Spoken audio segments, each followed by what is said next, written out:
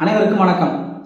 மனித சமூகத்தில் நிலவக்கூடிய சமத்துவமின்மையானது மனித நாகரிகங்கள் தொடங்கு காலகட்டத்திலிருந்து தற்பொழுது வரை தொடர்ந்து நீடித்துக் கொண்டிருக்கக்கூடிய ஒரு மிகப்பெரிய அவலநிலை.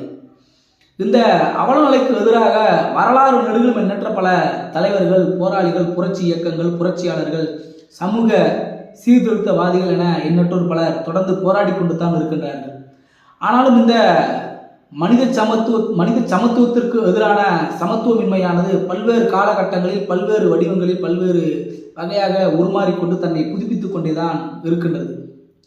இந்த மனித சமூகத்தில் நிலவக்கூடிய சமத்துவமின்மையானது இன்னும் அடுத்த சில நூறு ஆண்டுகள் இப்படியே தொடருமையானால் மனிதனுடைய இருத்தல் பூமியில் கேள்விக்குள்ளாக்கப்படும் என்று தற்பொழுது வெளியாக இருக்கக்கூடிய ஒரு அறிக்கை மனிதர்களை எச்சரித்திருக்கின்றது. அது மட்டுமல்லாமல் நாம் தற்பொழுது அடைந்திருக்கக்கூடிய வளர்ச்சியை விட மிகப்பெரிய அளவில் பல நூறு மடங்கு அதிகமான வளர்ச்சியை எட்டியிருக்க முடியும். ஒருவேளை கடந்த பலாயிரம் ஆண்டுகளாக மனித சமூகத்தில் சமத்துவமானது தொடர்ந்து வந்திருந்தால் என்று அந்த அறிக்கையானது மறைமுகமாக இந்த செய்தியையும் குறிப்பிடுகின்றது. 2018, 2022 அதற்கு பிறகு மூன்றாவது முறையாக 2025-26க்கான உலக சமத்துவமின்மை அறிக்கையானது பாரிஸ் நகரில் இயங்கக்கூடிய த ஸ்கூல் ஆஃப் எக்கனாமிக்ஸ் என்று சொல்லக்கூடிய உலக சமத்துவமின்மை ஆராயக்கூடிய ஆராய்ச்சி நிறுவனம் வெளியிட்டிருக்கின்றது. 200 வல்லுநர்கள் கொண்ட பொருளாதார நிபுணத்துவம் பெற்றவர்களால் உலகம் முழுவதும் இருக்கக்கூடிய மக்களிடம் எடுக்கப்பட்ட கருத்து கணிப்புகளின் அடிப்படையிலும் தரவுகளின் அடிப்படையிலும் இந்த அறிக்கையானது தயார் செய்யப்பட்டு தற்பொழுது வெளியிடப்பட்டிருக்கின்றது.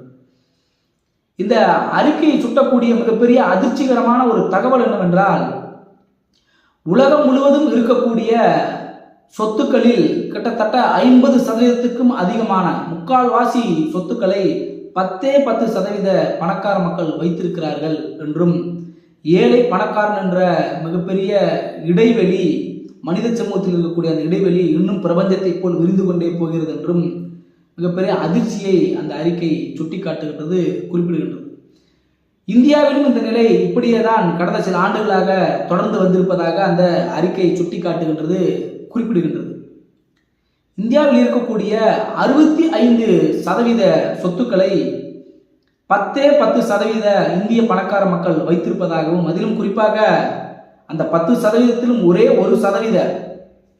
ஒரு சதவீத இந்திய பணக்கார மக்கள் 40%க்கும் அதிகமான இந்திய சொத்துக்களை வைத்திருப்பதாகவும், மீதமுள்ளவற்றை நடுத்தர ஏழை மக்கள் வைத்திருப்பதாகவும் அந்த அறிக்கையானது சுட்டிக்காட்டுகின்றது, குறிப்பிடுகின்றது. சொத்து வைத்திருப்பதில் மட்டும் இந்த நிலை ஏழை பணக்காரன் என்ற சமத்துவமின்மை நீடிக்கிறதா என்றால், வருவாய் ஈட்டுவதிலும் இது முக்கிய பங்கு வகிக்கின்றது. எப்படி என்றால், 58% இந்திய வருவாயை 10% இந்திய பணக்கார மக்கள் பெறுகிறார்கள். 15.7% வருவாயை 50%க்கும் அதிகமான ஏழை எளிய நடுத்தர வர்க்க மக்கள் பெறுகிறார்கள். இந்த சமத்துவமின்மை, ஏழை பணக்காரன் என்ற இந்த சமத்துவமின்மைக்கு மிக முக்கிய காரணமாக அந்த அறிக்கை சுட்டிக்காட்டக்கூடிய விழுமியம் என்னவென்றால், இந்தியாவில் நிலவக்கூடிய பாலின சமத்துவமின்மை தான், ஜெண்டர் இன்இக்வாலிட்டி தான் மிக முக்கிய காரணம் என்று அந்த அறிக்கை சுட்டிக்காட்டுகின்றது. ஏற்கனவே சமூகத்தில் இருக்கக்கூடிய சாதி மத சமூக கட்டமைப்புகளால் மிகப்பெரிய அளவில் இங்கு நாடு பின்னடைந்திருக்கின்றது. அத்துடன் இந்த பாலின சமத்துவமின்மையும் இந்தியாவில் இருக்கக்கூடிய ஏழை பணக்காரர் என்ற சமத்துவமின்மைக்கு மிக முக்கிய காரணியாக சுட்டிக்காட்டப்படுகின்றது. பல அறிஞர்களும் சான்றோர்களும் சமத்துவத்தை ஏற்படுத்துவதற்காக தொடர்ந்து போராடி கொண்டிருக்கக்கூடிய பல தலைவர்களும் இதை ஏற்றுக்கொண்டாலும் அவர்கள் முன்வைக்கக்கூடிய கருத்துக்கள் என்னவென்றால், உலகம் முழுவதும் இருக்கக்கூடிய சமத்துவமின்மைக்கு மிக முக்கிய காரணமாக அவர்கள் என்ன சொல்கிறார்கள் என்றால், காலங்காலமாக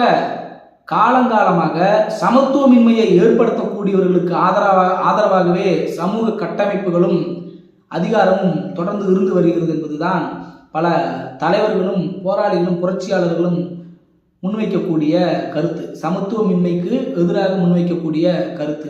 காலங்காலமாக அதிகாரமானது, சமூக கட்டமைப்பானது சமத்துவமின்மையை ஏற்படுத்தக்கூடிய பெரிய பெரிய முதலாளிகளுக்கும், பணம் படைத்தவர்களுக்கும், பெரும் முதலைகளுக்கும், முதலாளித்துவ சமூகத்திற்குமே ஆதரவாக இருந்திருக்கின்றது. ஏனென்றால் அதிகாரம் ஒன்றுதான் மக்களிடையே சமத்துவத்தை ஏற்படுத்தக்கூடிய மிகப்பெரிய பேராயுதம்.